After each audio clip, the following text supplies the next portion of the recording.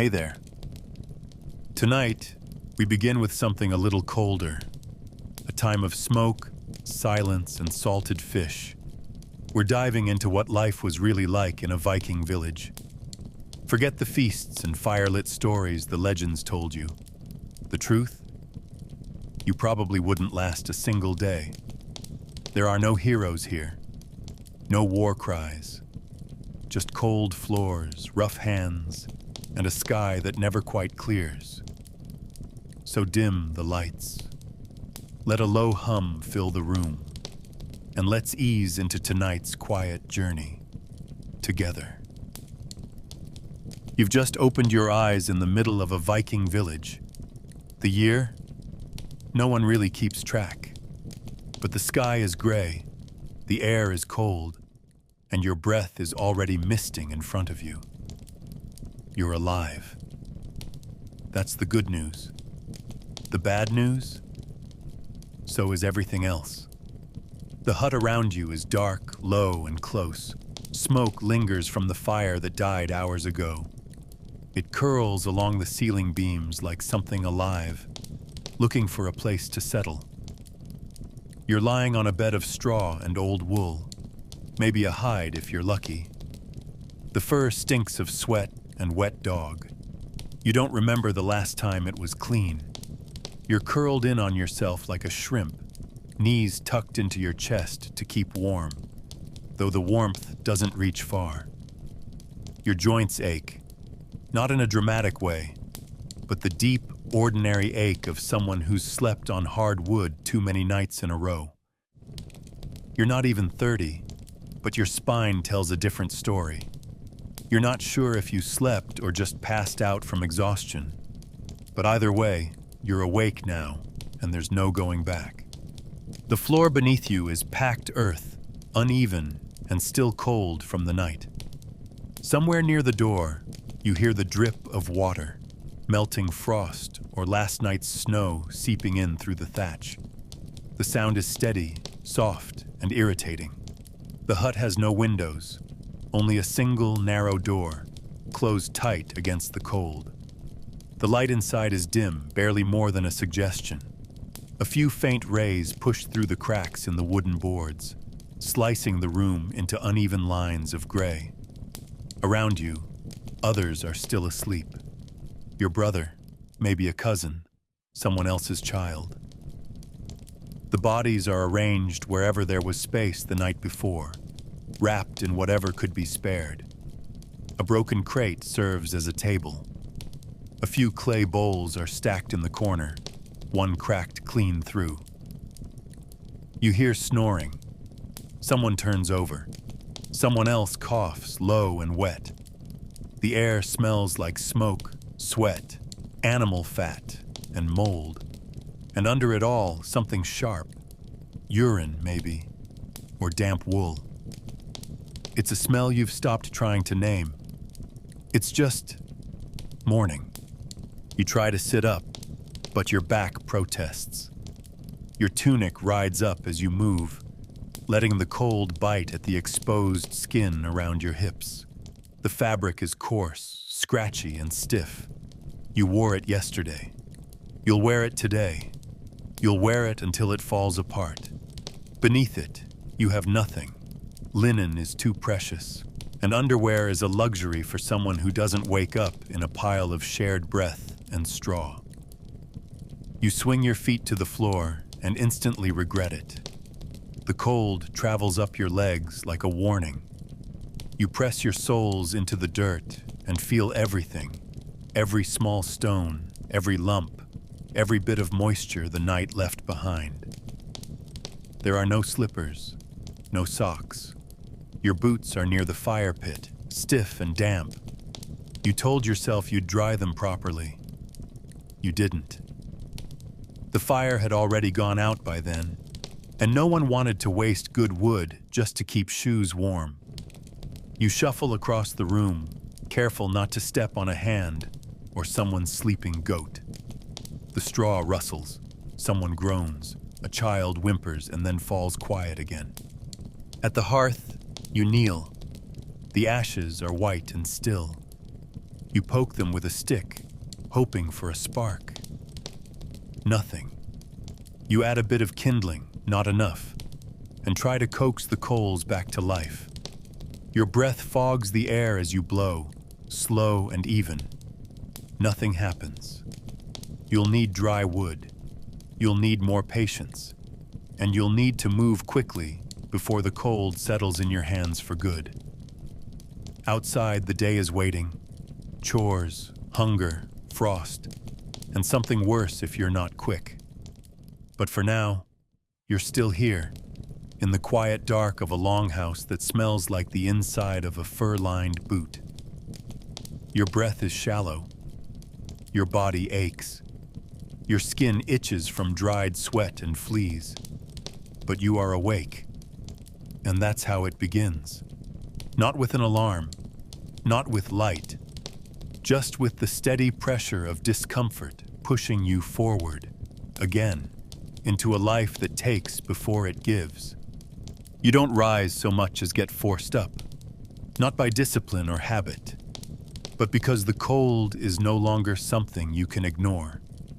It bites at your toes, your legs, your hands, wherever your skin is exposed. Every breath feels like it's scraping your throat. The kindling didn't catch, and no one else got to the fire before you, and that means the hearth is cold, the room is colder, and the day is now your problem. Then the shouting starts. Not angry, exactly, just tired voices cracking across the room. Someone's elbowed someone else. Someone kicked the goat in their sleep. The child is crying again. You hear your name barked across the haze, not with affection, just urgency. That's all mornings are, a series of people needing things before you're ready to be a person. You haven't even fully stood yet, but already you're expected to move, to carry, to listen, to act. You don't want to, but your body knows the rhythm. It's been broken into it, like a shoe or a yoke. You move with the stiffness of someone twice your age. Your knees creak when you stand, and the muscles in your back feel pulled too tight. The tunic clings to your body from sleep sweat, and the air outside your sleeves makes your arms shiver without permission. You wrap the hide around yourself again, dragging it like a second skin as you cross the hut. The fire pit looks worse now. Not just cold, but dead. Even the ash feels reluctant. You'll need wood, but no one brought any in yesterday. You know because you didn't, and neither did your brother. Maybe the kid was supposed to. Maybe no one remembered. You glance at the doorway. The skin that serves as a curtain flaps weakly from the wind pressing through the cracks. Outside is worse. You don't want to go, but you already know you will. The fire won't rebuild itself, and neither will the day. That's the thing about life here. It doesn't wait for your opinion. There's no time to sit, no moment to stretch. You reach for the boots by the door, still hard with frost. You slam the heels against the wall to break them loose, then shove your feet in with a hiss. The leather doesn't bend, it just yields slowly. The chill inside them feels like a punishment. You tug at the laces, rope, really, and hope they hold. You grab the axe from the corner, its handle smooth from years of hands, its blade dull but honest. Behind you, someone's yelling again. Your uncle, maybe, about something missing or something spoiled. It doesn't matter. Everyone yells in the morning. It's how they clear their throats. You step outside into a gray that's not yet day. The wind slices across your face before you can brace. It carries the smell of smoke from other huts, animal breath, damp hay, and frozen dung. The village is waking up, but not cheerfully. Doors creak, voices rise. Somewhere, a child is already being scolded. The day doesn't start gently. It breaks open. You move toward the woodpile, already regretting not having done this yesterday. The logs are wet. Of course they are. Covered in frost, heavy with night. You'll need to split them before they'll burn. The axe bites, but not deep. It's too dull. You swing again and again, and the cold finds the gap between your sleeve and glove with precision. Your hands go numb fast. You learn to do everything numb. Carry, lift, chop, stack. It's easier than feeling what it does to you. By the time you've got enough to try a fire again, your breath is thick in the air and your shoulders are stiff. You carry the wood inside without a word. No one thanks you. They're too busy arguing about the food, or the goat, or who stepped on what. You kneel again beside the ashes and try to coax something alive from them. A spark catches. A small one. Enough to believe the day might begin. But even now, as the hut starts to fill with thin smoke, your bones remind you. This is just the start. The warmth won't reach you for hours. Maybe not at all. The first signal your body gives isn't hunger or thought, or even full awareness. It's pressure. Not urgent, but steady. The kind you can ignore for a while, but not forever. It's your gut reminding you that something has to leave. There's no chamber pot, no outhouse, no warm porcelain seat. There's no door to close behind you. Just the open air a few steps behind the hut, and the vague hope that no one else had the same idea at the same time. You wait a minute, to be polite, or strategic. Maybe someone else will go first, and you won't have to share the same spot. Because sharing does happen. Not at the same time, but in repetition. The same path, the same patch of dirt behind the shed, already frozen at the edges and littered with yesterday's choices. You don't want to look too closely. It won't help. You grab your cloak, if you have one, and step outside again. The wind is worse now. There's no sun yet. Just pale light creeping through the mist like someone unsure they're invited. You don't go far. No one does. The trees are too distant, the field too exposed. Behind the hut is close enough to matter, far enough to pretend. You find the spot, a slight dip in the ground, some brush that does nothing, and a few rocks you recognize. You face away from the house even though you know they'll look. They always look. Maybe not out of cruelty, just boredom. There's nothing else to watch. You crouch, awkwardly, pulling layers aside, hoping nothing snags or drags or falls where it shouldn't. There's no grace to this. No routine. It's cold. It's fast. It's awful. And the wind always knows when to shift direction. You try not to think about the others, the neighbors, the cousins, the strangers who pass through. You know the woman next door watches. She always has. Maybe because she's old and bored. Maybe because she remembers being young and bored. You hear the shuffle of feet on the frost-covered ground, the cough from another hut. Someone mutters something. You pretend it's not about you. You finish quickly, not because you're done, but because you're done being seen. You grab a handful of something, straw, leaves, old cloth, if you're lucky, and try to make it work. There's no wiping, not really, just smearing and hoping. You don't look at your hand. You don't want to know. When it's over, you step away like nothing happened. Like you didn't just give part of yourself to the frozen dirt. But it did happen. It always does. Every morning. By the time you're back at the door, the cold has settled deeper. The wind seems worse, and your body feels heavier for the effort. No one asks where you've been. They know. It's what everyone does. It's what everyone needs, but no one wants to talk about. There's no privacy here. Not for your thoughts, not for your sleep, not for the most basic things your body demands. And yet, somehow, it never becomes normal. Just expected. You go back inside and the heat from the rekindled fire hasn't reached the edges of the room. The smoke clings to the beams. The smells mix: wood, skin, sleep, food, and now something else, something you brought back with you. You sit. You don't speak. The day has barely begun, and your dignity is already gone. There's no real hunger, not at first. Just a dull emptiness that reminds you eating is part of surviving. You're not excited about it. No one is. Breakfast isn't a meal here. It's a negotiation. You glance toward the hearth, where something might still be in the pot from last night. That pot hasn't been properly cleaned in weeks, maybe longer. You're not sure anymore.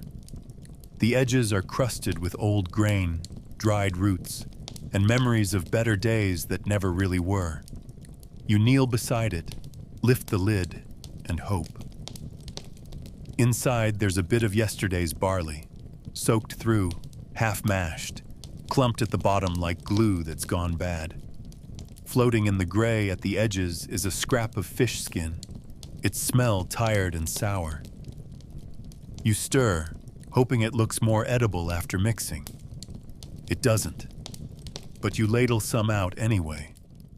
There's no ceremony to this. You don't sit at a table because there isn't one. You crouch near the fire, or near where the fire should be, holding the bowl with both hands to steal a bit of heat.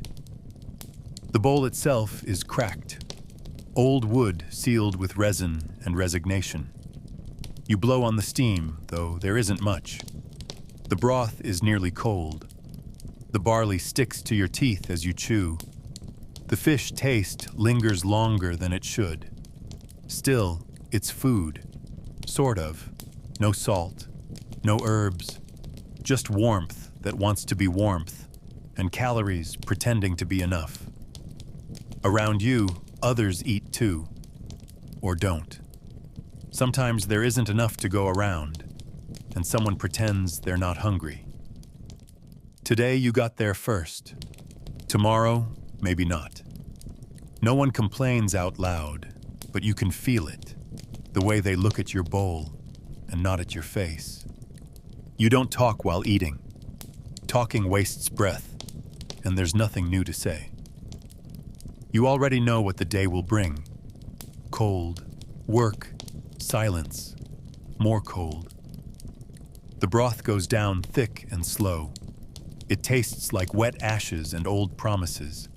The barley never fully softens. You chew until your jaw aches.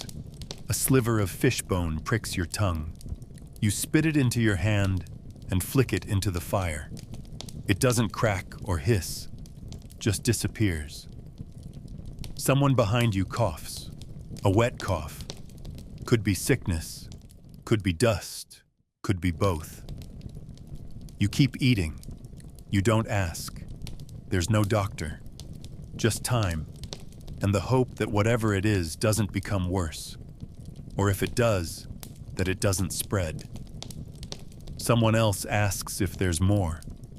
You shake your head, even if you're not sure.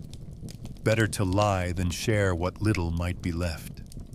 When the bowl is empty, you scrape the last bits with your fingers, licking them one by one.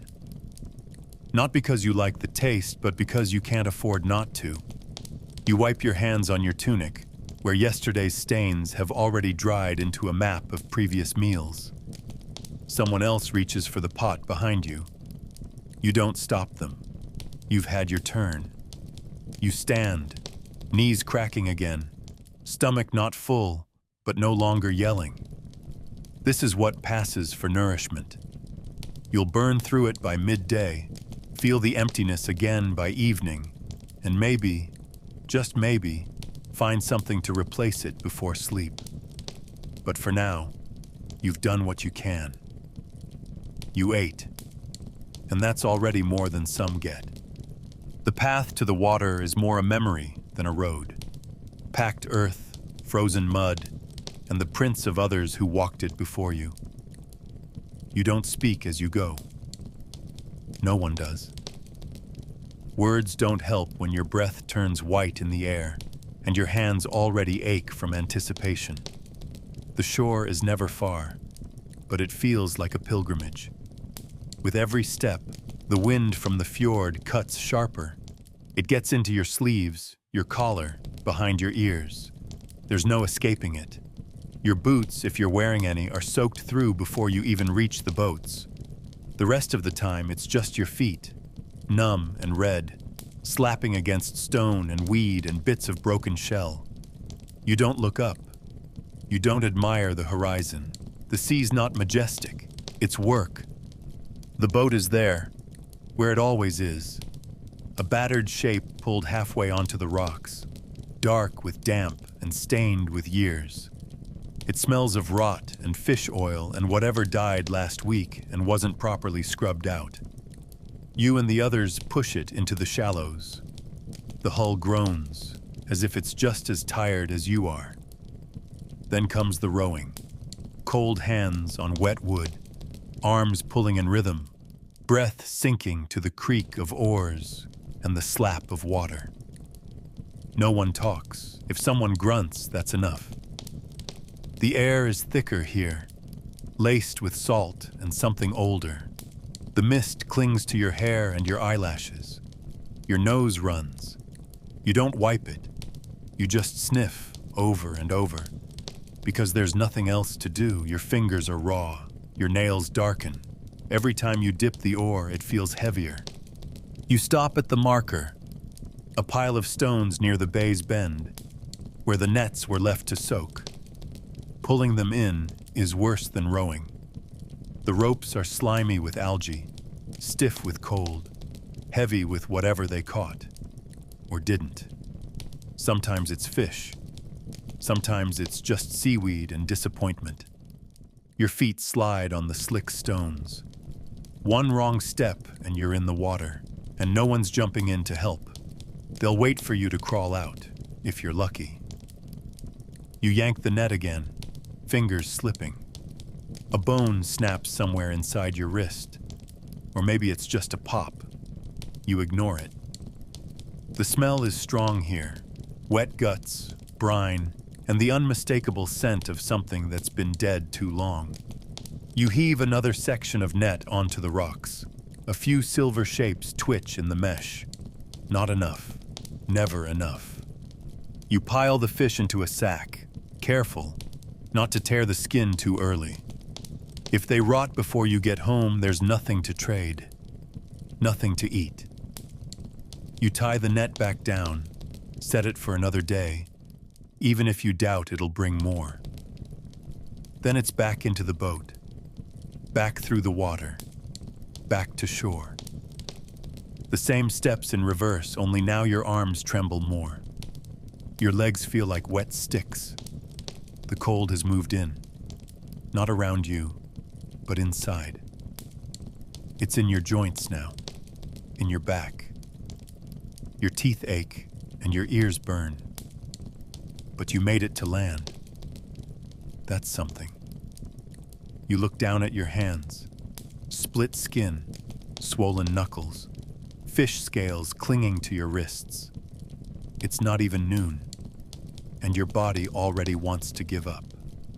The noise of the village doesn't swell. It festers. It doesn't rise and fall like in cities. It simmers, steady and raw. You walk past others like you, all of them carrying something. Baskets, firewood, water pails, silence. The silence weighs more than the buckets. It's in their eyes, the way they avoid looking at anything they don't have to. A man near the well stumbles and catches himself on the edge. He doesn't curse. He doesn't ask for help.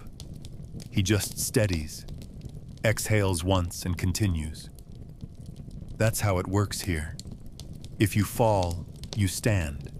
If you're hurt, you limp quieter. No one stops. No one wants to be the one who stops, because stopping means explaining, and explanations are for those with the energy to give them. Further down, you hear a woman muttering to herself. Not in madness, not yet. Just a list. Chores, debts, things she must remember so she doesn't forget who she is. Her voice is the only thing reminding her she's real. A child nearby screams. You flinch, but no one else does. It's not fear, just a burned hand, a smashed finger, another lesson learned too young. No one rushes to comfort him. Someone looks up, nods in his direction, then goes back to scraping a hide with a stone. Comfort is a luxury. Here, pain is part of the air, like smoke. The child stops crying before the blood stops. That's how you grow up here, quickly, quietly, and with your fists clenched inside your sleeves. There's a rhythm to the village, but not a pleasant one. It's the rhythm of tools on bone, wind through holes in walls, coughing that never ends. One man sharpens blades that were already dull a year ago. A girl digs something from the mud that no one wants to name. An elder squats near the fire pit, not because he's warming himself, there's no fire, but because he has nowhere else to be. You nod at him. He doesn't nod back. Maybe he didn't see you. Maybe he did. There's no way to tell. You keep walking, because if you stand still too long, someone will ask why. And then you'll have to lie. And lies are hard when you haven't eaten enough to think clearly. No one talks about what hurts. Not their backs, not their feet, not the cold under their ribs that never leaves. They don't speak of grief or hunger or loneliness. That's what the forest is for, to shout into when no one else is around. But here, in the open, you pretend, you nod, you lift, you walk, you accept. Because complaining implies there's something better, something else. And in this place, there isn't. The ones who used to complain are gone, left, buried, or simply quiet now. And the rest? They carry their pain like another tool, worn in, familiar, not worth mentioning, not worth sharing, just something you hold until you don't have to anymore. You come back dragging more than the fish. Your shoulders feel like they've been wrung out, your lower back tight as a drum. But there's no pause, no moment to breathe. The moment your boots or bare feet hit the packed earth of the village, someone points. A hand jerks toward the roof, half caved in from last week's wind. Someone else shouts about the boat, the one that leaks near the bow, where the nails loosen in the cold. And then there's the door that won't close, the fence with a hole wide enough for wolves, the tools someone left out, and now they're rusting. It doesn't matter if it's yours. In the village, everything broken eventually becomes your responsibility, either by duty or by blame. The roof comes first. Climbing onto it with numb fingers and stiff legs is harder than hauling nets. You balance on beams that creak like they're ready to snap, cold wind slicing through the gaps. The thatch is wet and frozen near the edges, brittle in the center. It cuts your hands even as it crumbles. You don't have gloves. No one does. Just calloused palms and a tolerance for splinters. You patch it with what you have. Old straw, rope, the softer bark of nearby trees. It won't last, but neither will you. And somehow that feels fair. Each tug of material sends shivers through your arms. One wrong movement, and you'll slide off, crash into the mud, and crack something that no one will bother fixing. So you move slow. You grit your teeth. You keep your balance, even when your vision blurs from the wind and the smoke wafting from the nearby cookpit. Then it's the boat. Bent nails, warped planks, seams that leak like open wounds. You squat beside it, your knees screaming with each motion. The smell of fish oil and mold rises from the wood. You take a rock or a rusted blade and chip away at the soft rot, trying not to make the hole bigger than it already is. Someone will hover behind you, not to help, but to watch, to judge. If you do it wrong, if water still seeps in tomorrow, you'll be blamed, maybe shouted at, maybe more. Depends on who's doing the blaming. Fixing things here is less about skill and more about surviving judgment. Do it just well enough, just fast enough, and maybe they'll turn their complaints elsewhere. But fail, and the consequences are not just words, they're bruises, they're exile, sometimes worse. And then, once your hands are raw and your patience is gone, you're told someone else messed up, again. Left the gate open, let the fire die. Spilled grain or cracked the water barrel, and now you're there, fixing that too. Not because you care, not because you're kind, but because punishment spreads like mold. It doesn't stop with the one who caused the problem. It reaches everyone nearby. If the roof leaks and someone gets sick, that sickness will spread. If the fire dies and the stew spoils, everyone goes hungry. You don't help because you're generous. You help because someone always watches. And being seen doing nothing is the same as doing harm. So you patch, you hammer, you sweep. You work until your body forgets how not to. And the worst part? You still haven't earned rest. You don't eat lunch. That's not what this is. There's no second meal waiting in a bowl, no break with laughter and chatter. There's just a moment, short, fragile, where your body folds down onto something solid. A rock, a wooden step, a log too damp for firewood. It doesn't matter. For a few minutes, your knees bend not to lift or crawl or climb, but just to stop. And that alone feels miraculous. The ache in your lower back blooms the moment you sit, sharp and immediate, like your spine has been waiting for you to notice it.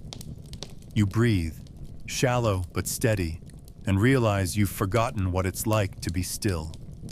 Not relaxed, never relaxed, just still. You don't close your eyes. You can't. That's how things go missing. Tools, fish, children.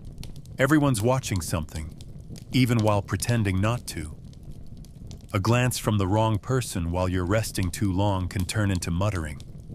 Mutters become rumors. Rumors become fists. So you keep your eyes open, fixed on the dirt, maybe, or the gray line of trees beyond the edge of the village, or the patch of sky that's too pale to offer warmth. Someone nearby coughs, a wet, rattling sound that doesn't stop right away. You don't ask if they're sick. You already know they are. Everyone is. It's just a matter of how loud, how often, how close to dying. If you're lucky, someone passes a scrap of bread. Hard, flat, dry.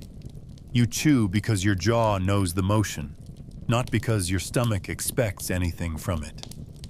Maybe there's broth left from the morning's pot, cooled now, congealed, skimming over with a layer of fat that wasn't there when it was warm.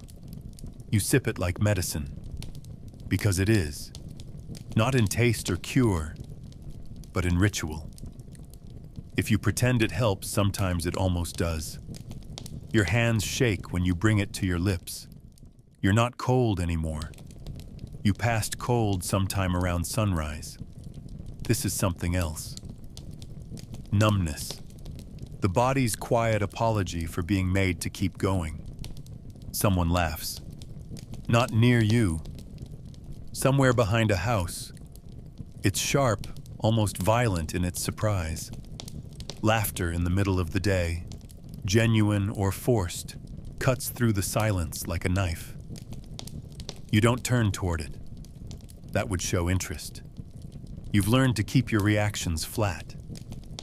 Joy invites questions, and envy, and suspicion. So you sit, barely, as long as you're allowed, until someone stands and clears their throat, until a tool is dropped too close to your foot, until a baby cries from inside the nearest hut. And then you're up again, knees trembling, legs numb, breath shallow, because the work hasn't ended. It only paused, and not for you. You don't decide what comes next. The work decides for you. Sometimes it's the stack of firewood that's too low. Sometimes it's the blunt edge of a tool someone left out in the frost, or a broken yoke, or a missing hook, or a wheel that doesn't turn right anymore. You don't get to choose. You just move toward the nearest task, like water finding a crack. Today, it's the wood. Heavy, uneven, wet from last night's fog. You start carrying armfuls at first, then just a few at a time as your muscles protest. The path between the pile and the hut is short, but by the third trip it feels longer, like the ground itself is pushing back against your steps. Your arms tremble with each load, not from fear, from repetition. Then comes the splitting. You know the rhythm. Raise, fall, breathe. Raise, fall, breathe. But your body doesn't cooperate the way it used to. The axe feels heavier. The wood feels denser. Your grip slips more often. When the blade sticks instead of splitting clean, you curse, quietly, under your breath. Not because anyone would scold you for swearing, but because words waste energy. You wedge your foot against the log and twist the handle to work it loose. The blade jerks free with a snap that rattles your wrists. There's a small gash across your palm you didn't notice until the warmth of the blood mixes with the cold air. You wipe it on your tunic and keep going. The split logs fall to your side, each one a small victory in a war you're always losing. Once the pile is big enough, or someone tells you it is, you switch to sharpening. Knives, scythes, whatever blade needs attention. You sit again, but not for rest. This sitting comes with a task. You brace the stone between your knees and draw the metal along it slowly. Sparks hiss in the dim light. The sound is steady, rhythmic, almost hypnotic. It lets your mind drift, just a little, but not far, not too far. Because this edge matters. A dull blade means more work, more strain, and mistakes. Sharpness is survival. You check the angle of the edge with your thumb, careful not to press too hard. Blood ruins the grip, and there's no cloth to spare for bandages today. Around you, other people do the same. Some silently, others murmuring to themselves. A boy hammers nails into a crooked beam, the blows uneven and loud.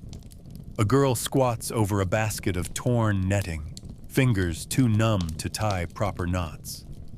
No one talks unless they must. Conversation is a luxury like sugar or sleep. The noise is mechanical, wood splitting, metal grinding, breath catching. It's not beautiful, but it means people are alive. For now. You glance at your hands. They've stopped shaking, but only because they've gone numb again. That's good. It means you can keep working without dropping anything. It means no one will ask if you're okay, because the answer is always the same. You're not. But you're still useful, and that's enough. The sun begins to slope low across the village, turning the mud from gray to gold, though it changes nothing about how it smells. You'd think that would be a sign. that you're nearly done, but the work has one last shape before it lets go. The animals are still out, and they don't come back on their own. So you go find them, feet dragging, the weight of the day pulling your shoulders inward. The goats are usually first, wandering too far past the crooked fence, chewing something they shouldn't. They look at you like they know more than they're letting on, like they see your exhaustion and find it funny. You hiss at them, slap the side of a bucket, wave your arms like a madman. Eventually they shuffle toward the gate, but never in a straight line, never quickly. They move in loops and stutters like they're stalling on purpose. The chickens are easier, mostly. One is always missing, perched on a roof or stuck behind a stack of firewood. You don't call out, you just make your way around until you spot it, then lunge, not gently. Your hands are rough, your movements impatient. You're not cruel, you're just empty. The pigs, if there are any, need a little more convincing. Bribery, usually. A half-rotten root or handful of scraps. The big one grunts and watches you like it remembers last week's beating. It probably does. Pigs remember everything. They'll forgive you when they're fed, not before. And as for the cows, if the village has cows, you don't herd them. You follow. They lead. You trail behind like a servant. They seem to know the path better than you, and more importantly, they know when to stop. You don't. Once the animals are behind the gate, you latch it with fingers stiff from cold and cuts, but you don't get to go inside yet. There's one more thing. The pile behind the barn, the one that steams even when the air bites. You grab the shovel, not because you're told. No one tells you anything anymore. You just know. It's always the same. Move the waste, flip it, spread it. The manure matters. It feeds the soil, keeps the ground from going dead next spring. And dead ground means a dead village. You don't think about this in full sentences. You just know, like the animals. Your body understands before your mind does. The stench doesn't bother you anymore. You've lived inside worse smells. What does bother you is the way your boots sink when you step wrong. The squelch, the shift, the reminder that you're always just one slip away from wearing the day's labor on your chest. You pause for a moment, not to rest, but to stretch your back. The pain climbs up your spine like a vine. Your arms are weak now, but the motion is automatic. Lift, turn, drop, over and over until the pile is different. Not better, just moved.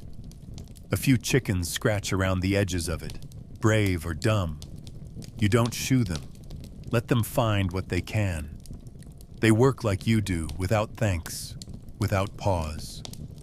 The light fades. The last of the sun slips behind the hills, and the cold shifts from creeping to crashing. You feel it under your tunic, in your teeth, behind your eyes. The animals are already settling down, folding into straw and shadows. They know it's evening. They knew it 10 minutes ago.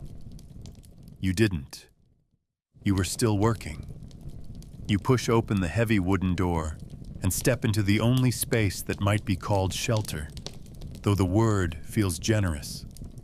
The first thing that hits you is the air, thick, sour, and damp, as though it hasn't been exhaled in weeks. Smoke clings to the low beams, curling along the ceiling in lazy spirals that never leave. There's no chimney, just a hole that doesn't always work. The smell is layered. First, the ever-present smoke, the kind that makes your eyes sting and your tongue feel like it's wrapped in wool. Then comes the sweat, old, soaked into the walls, into the blankets, into the very bones of the home. And under it all, the fatty tang of animal grease, burned, cooked, handled, and left behind. The fire is small tonight, just a flickering orange eye watching from under the pot. It's not here to warm you. It's here to remind you that there is still a reason to stay in the room. You sit down on a piece of wood that pretends to be a stool. There's no table, no personal space. You tuck your knees close and settle into the chorus of quiet. A shuffle here, a cough there. Someone breathing too loudly across the room. The bodies are all arranged like tired puppets, slumped near the hearth, their shapes half lit and half shadowed.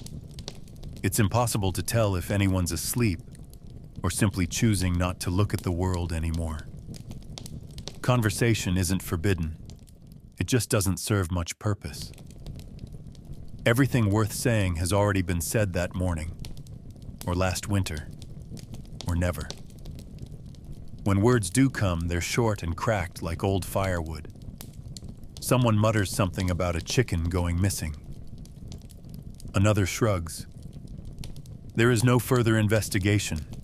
No one has the energy to care. The room exhales collectively, and then nothing again. There's food, technically. A pot of something that once resembled stew, now boiled down to a grayish sludge. You dip a wooden spoon into it and lift it to your mouth. It tastes of ash, salt, and thyme. No meat. Not anymore. Maybe a bone. Maybe a strip of something that used to live. The others eat slowly, mechanically, without expression. No one complains. Complaining is a luxury for those who believe in change. Here you eat what you're given, or what's left, or what wasn't eaten yesterday. The bread is hard, dry at the edges and damp in the middle. You chew it anyway, because that's what happens at this hour. This is not dinner. This is submission. A ritual of shared resignation, performed nightly. You look around the room, and your eyes meet no one's. Not because people are cold, but because looking means inviting. It means acknowledging. And tonight, like most nights, everyone wants to stay in their own silence. The children are quiet too, not because they're asleep, but because they've learned. Noise invites attention. Attention brings tasks, and tasks bring cold. Even the dog, if it's still here, is curled tightly near the wall, trying to disappear into the shadows. The fire spits once and you all glance at it, as though hoping for something more. But it gives no warmth, only light enough to remind you of how tired you are. The house groans slightly in the wind, and someone shifts on the floorboards. No one asks how anyone else is feeling, because no one feels anything that hasn't been felt 1,000 times before.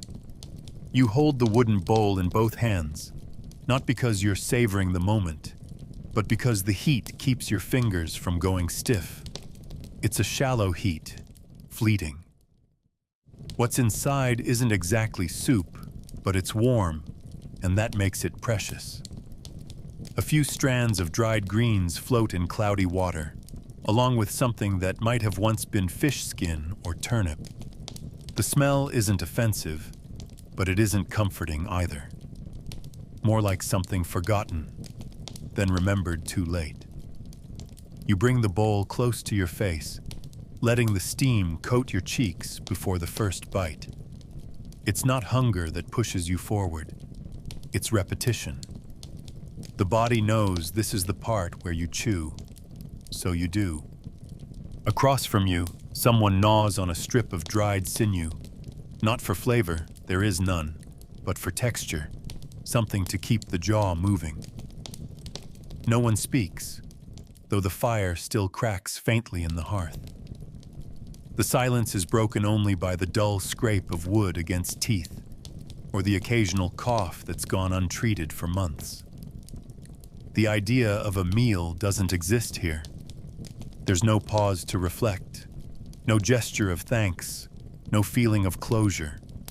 Just calories, delivered however possible, swallowed in pieces as small as your throat allows.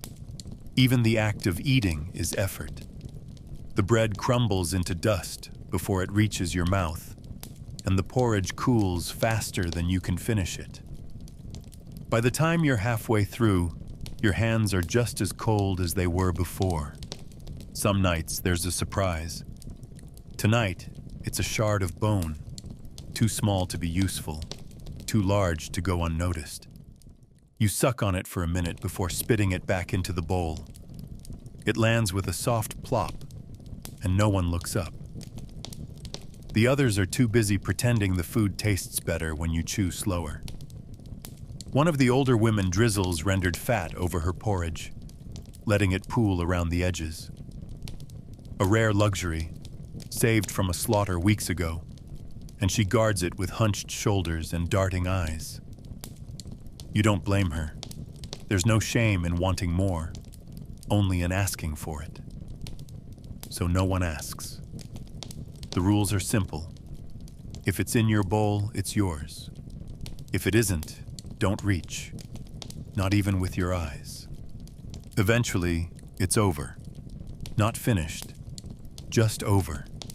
You've eaten all that made sense to eat, and what remains is either too hard, too wet, or too uncertain to risk. You set the bowl down beside your feet, letting your arms go limp at your sides. They throb, not from injury, but from the weight of having carried you through another day. The others do the same, one by one. A stack of emptiness collects near the hearth. The fire, now down to a soft red core, offers nothing more than memory. You don't feel full. No one does. Fullness is a myth here. At best, you feel less hollow, and that's enough. No one speaks of tomorrow's meal. That's tomorrow's burden. For now, you've done what was required. Not what was wanted. Never what was wanted. There's no space. Not for your thoughts, not for your limbs, and definitely not for your silence. You sit shoulder to shoulder with people you know too well to ignore, and not well enough to feel comforted by. Every breath you take is borrowed, squeezed between someone else's cough and the wheeze of another's lungs. The air is dense with unspoken needs, sharp elbows, and smells that have long since stopped surprising you. You try not to move because every shift risks bumping into flesh that will flinch or stare or mutter. The floor creaks under the combined weight of too many bodies crammed into a room that was never built for rest. This isn't company. It's compression. You are pressed into the shape of the room, the shape of the group. And there is no space left for you. A child nearby begins to scratch, not in panic, just absent-minded, rhythmic, slow. The sound of skin under nails becomes part of the ambient noise, like the drip of melted snow or the pop of dying embers. It's unbearable, but you bear it. Someone shifts beside you, their hip touches yours, their breath warms your neck. You pretend not to notice, not to recoil. Because if you do, if you make it clear that you need space, you make it clear that you're weak. And weakness draws eyes. Eyes that stare, blank and heavy from the corners of the room. Some people watch without blinking. Not out of malice, just out of nothing better to do. There's no entertainment, no distractions, no privacy. Only observation. The kind that's neither cruel nor kind, just constant. The darkness doesn't help. The fire has shrunk to coals, and shadows now fill the room like smoke. You try to close your eyes, but the sounds don't go away. Someone clears their throat. Someone shifts their weight. Someone groans softly in sleep, or in something close to it. You realize you haven't exhaled in a while. Your chest is tight. Your jaw is clenched. Every part of you is curled in on itself, begging for quiet. Not silence, there's no such thing, but quiet. The kind that feels like solitude. The kind that lets your nerves uncurl for even a second. But here, in this room full of other people's heat and noise and presence, there is no quiet. Only the reminder that you are not alone and never will be. You try to think of something else, of outside maybe, the wind, the cold, even the mud. At least out there you can be alone.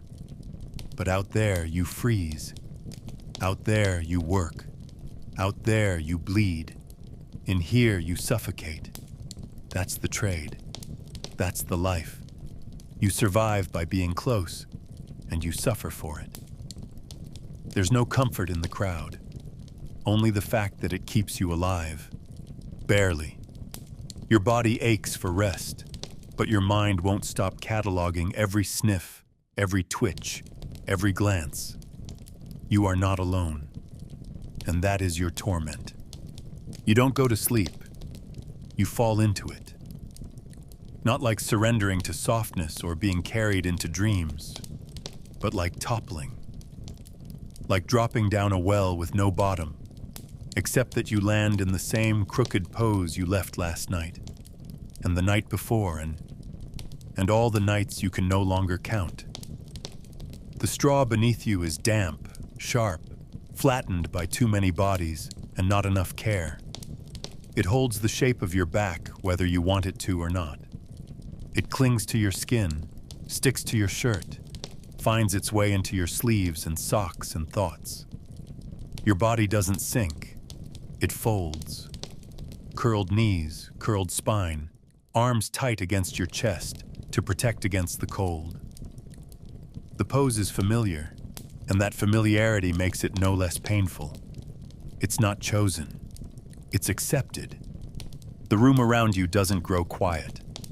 It just gets darker. You can't tell how many are sleeping and how many are just lying still, waiting for their turn to forget. A cough comes from the far side of the house, then another closer. Someone mumbles in their half-sleep, words, or maybe just air shaped by memory. You hear a creak, and you don't know if it's wood or bone. Your eyes are closed, but your ears are wide open. Every sound is a thread tugging you back from the edge of unconsciousness. And still, you drift, slowly, like a stone dragged under by the weight of routine. You are not tired in the way a traveler is tired. You are tired in the way that Earth is tired, pulled, pressed, worn down into shape.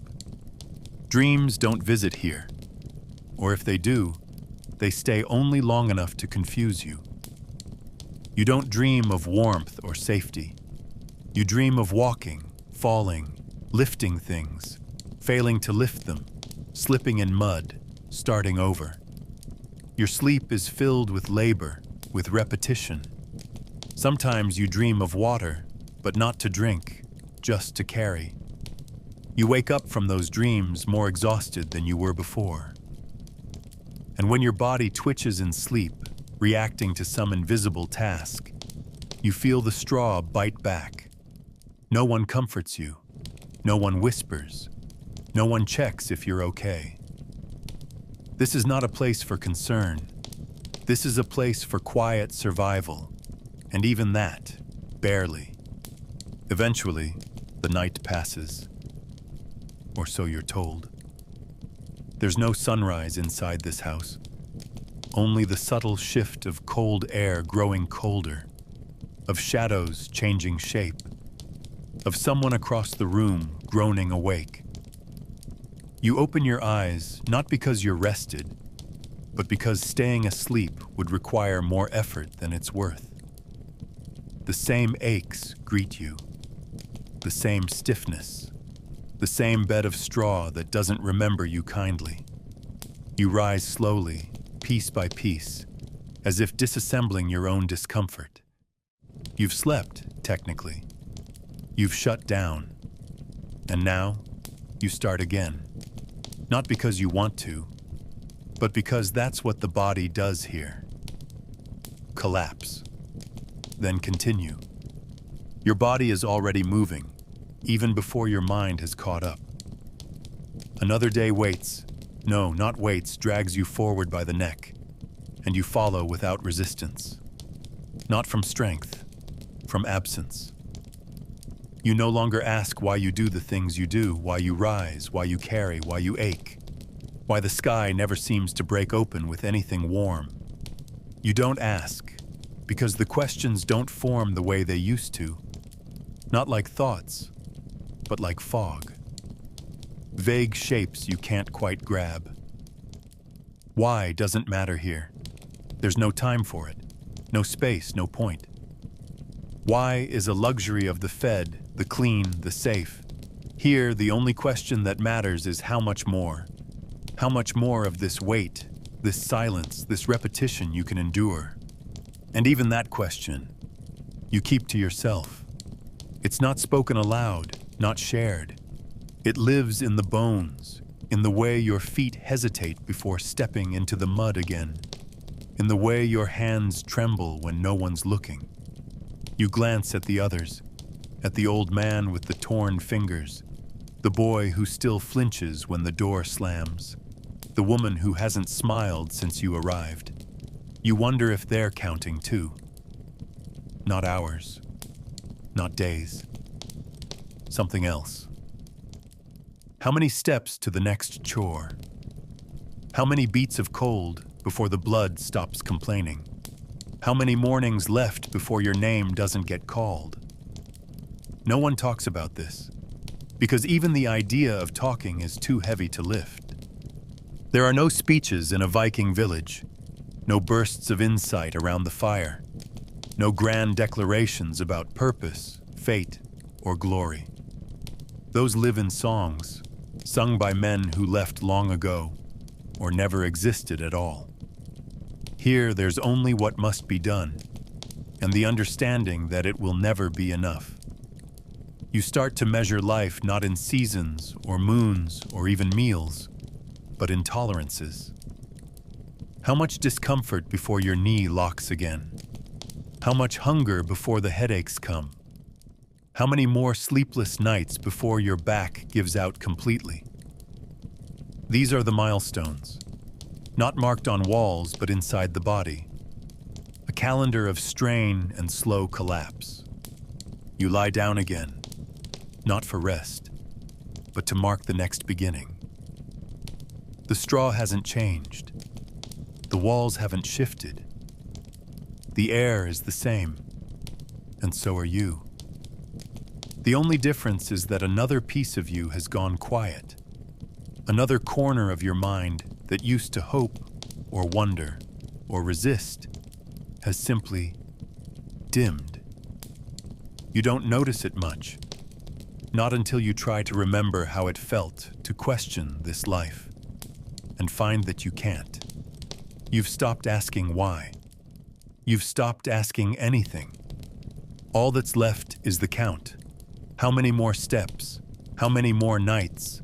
How many more yous until none are left?